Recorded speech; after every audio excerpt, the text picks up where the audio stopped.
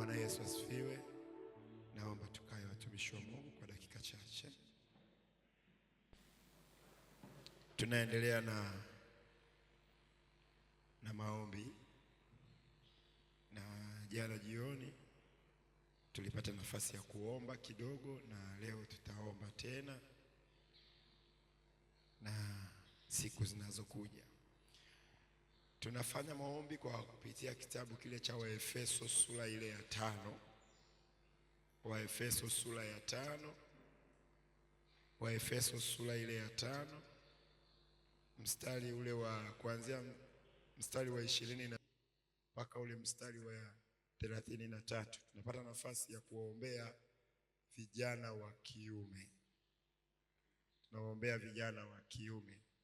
Kwa tutagusa vijana wa kiume kwa dakika kadhaa, alafu tutagusa mabinti pia.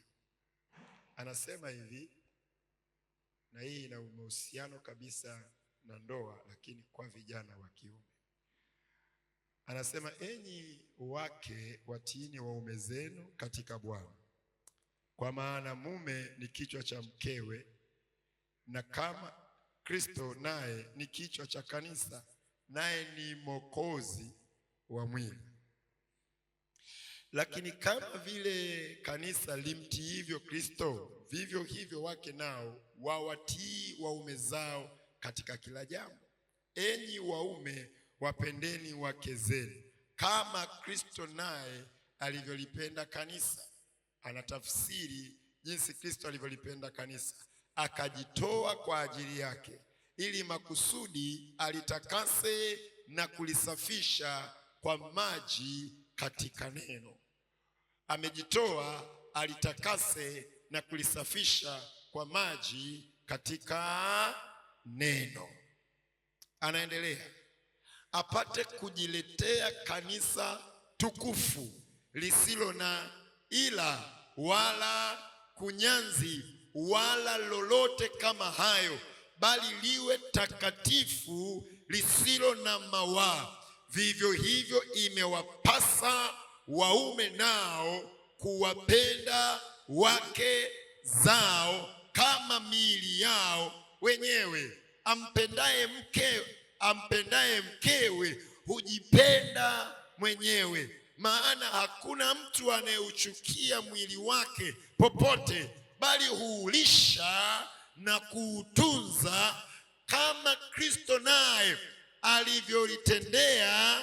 anavyolitendea kanisa, kwa kuwa tu viungo vya mwili wake. Kwa sababu hiyo mtu atamwacha baba yake na mama yake, ataambatana na mkewe, na hao watakuwa mwili mmoja. Siri hiyo ni kubwa, ila mimi ninanena kwa habari ya Kristo na kanisa. Lakini kila mtu ampende mke wake kama nafsi yake mwenyewe, wala mke asikose kumstahi mumewe. Jina la Bwana libarikiwe. Maneno haya ni magumu kidogo, natamani nijaribu kuyatafsiri ili tuelewe vizuri kitu gani tunaombea kwa dakika hizi ambazo Mungu ametupa. Bwana asifiwe. Mungu anataka vijana wa kiume wabadilishwe ufahamu wao na akili zao, wajue kwamba wamewekewa hali ya kutengeneza kwenye maisha yao. Mtengenezaji wa nyumba ni mwanaume. Kwa maelekezo ya Mungu haya tuliyosoma, anasema kama vile Kristo ambavyo alilipenda kanisa akajitoa kwa ajili yake, vivyo hivyo na mwanaume anapaswa. Amesema imempasa, manake analazimika. Hii sio optioni wala sio ombi, ni habari ya lazima. Kijana wa kiume anavyozidi kukua, ajijue kwamba yeye ni sadaka ya nyumba yake. Kwa hiyo haijalishi mke ana hali gani, haijalishi ni mkorofi kiasi gani, haijalishi ni msumbufu kiasi gani, ndivyo Kristo alivyolipokea kanisa. Jina la Bwana libarikiwe. Kwa hiyo kijana wa kiume anatakiwa aanze kukua akiwa na ufahamu huu kwamba haijalishi amepewa mtu wa aina gani, ni kazi yake kushughulika naye, kwa sababu ndivyo na Kristo naye anavyolitendea kanisa.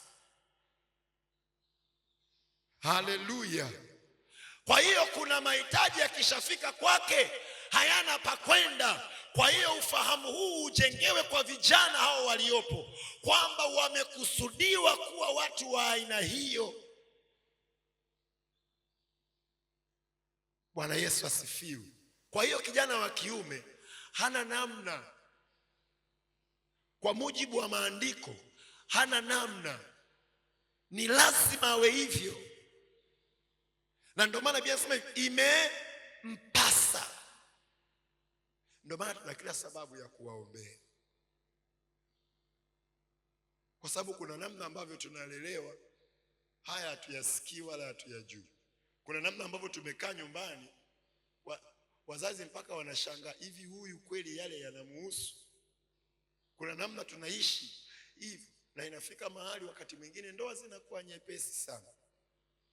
Ndani amenuna mama na baba naye amenuna, na ndio imefika mwisho hii.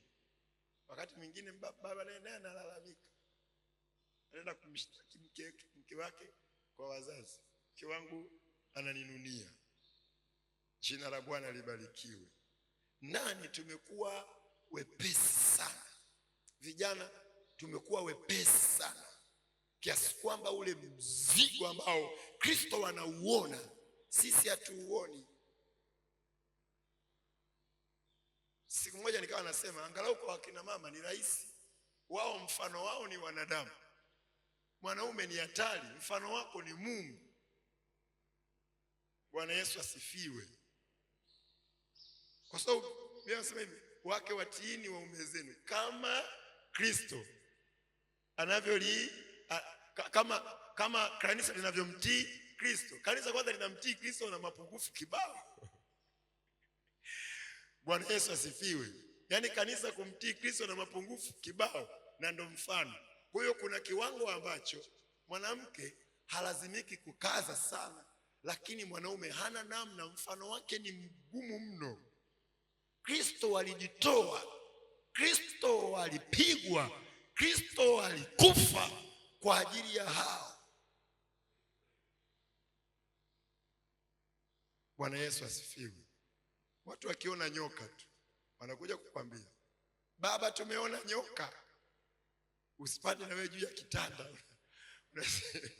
Wewe unatakiwa ushuke ukahakikishe.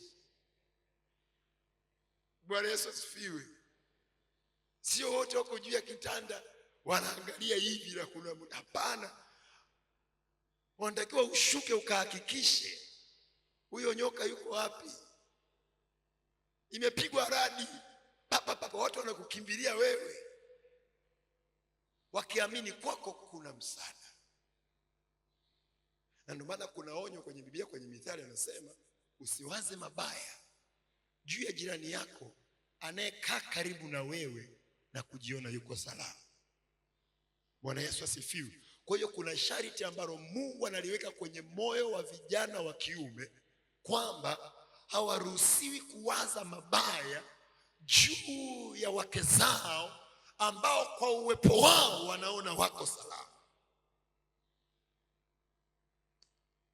Bwana Yesu asifiwe.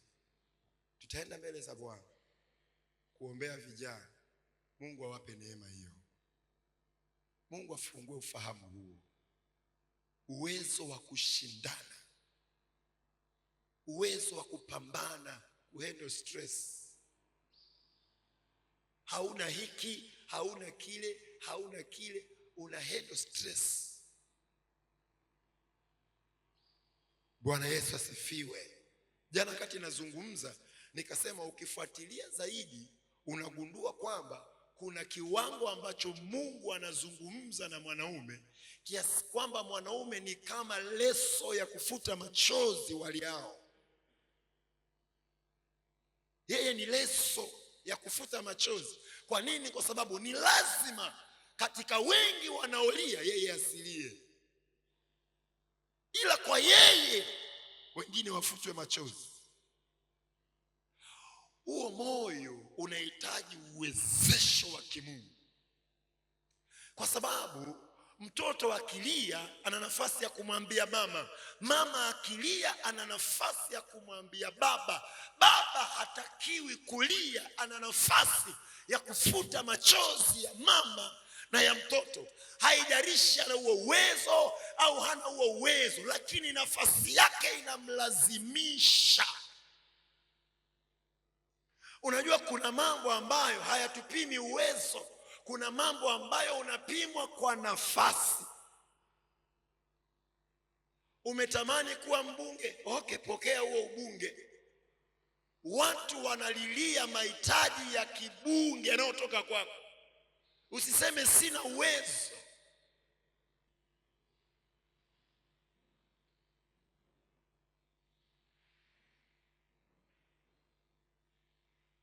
Tutaingia kwenda kuomba kwenye hili eneo.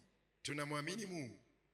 Neema ya Mungu ikifunguka juu ya vijana, tunaweza kupata vijana wengi wenye nguvu za Mungu na uwezo huo ndani yao.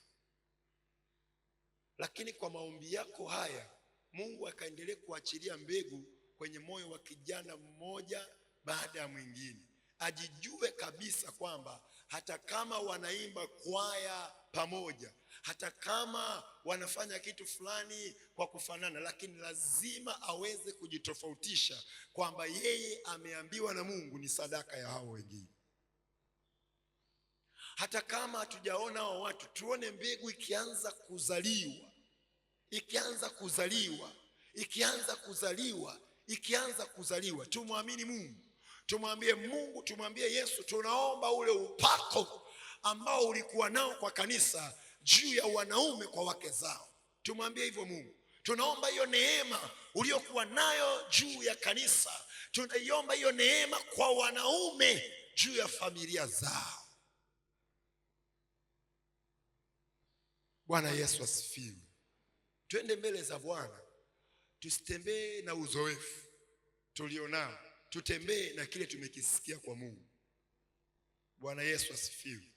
Tutembee na kile tulichokisikia kwenye madhabahu ya Mungu. Tusitembee na uzoefu tulionao, wanaume tunaowafahamu, wanaume tuliowahi kuishi nao, wanaume tuliowahi kukaa nao. Tusitembee na huo uzoefu.